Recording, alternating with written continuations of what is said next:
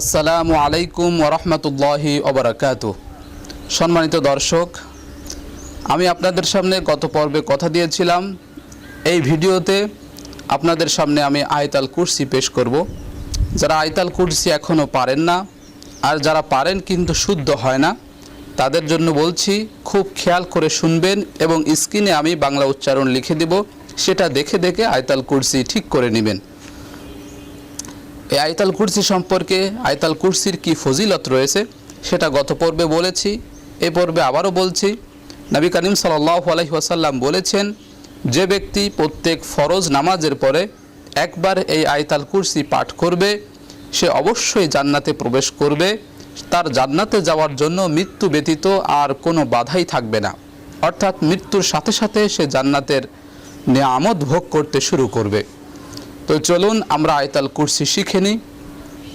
আল্লাহু লা ইলাহা ইল্লা হুয়াল হাইয়ুল কাইয়্যুম লা তাখুযুহু সিনাতুন ওয়ালা নাওম লাহু মা ফিস সামাওয়াতি ওয়া মা ফিল আরদি মান যাল্লাযী ইয়াশফাউ ইনদাহু ইল্লা বিইজনিহি يعلم ما بين أيديهم وما خلفهم ولا يحيطون بشيء من علمه إلا بما شاء وسع كرسيه السماوات والأرض ولا يؤوده حفظهما وهو العلي العظيم।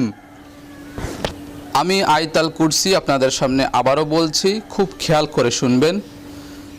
আল্লাহু লা ইলাহা ইল্লা হুয়াল হাইয়ুল কাইয়্যুম লা তাখুযুহু সিনাতুন ওয়ালা নাওম লাহু মা ফিস সামাওয়াতি ওয়া মা ফিল আরদ মান যাল্লাযী ইয়াশফাউ ইনদাহু ইল্লা বিইযনিহি يعلم ما بين أيديهم وما خلفهم ولا يحيطون بشيء من علمه إلا بما شاء وسع كرسيه السماوات والأرض ولا يؤوده حفظهما وهو العلي العظيم।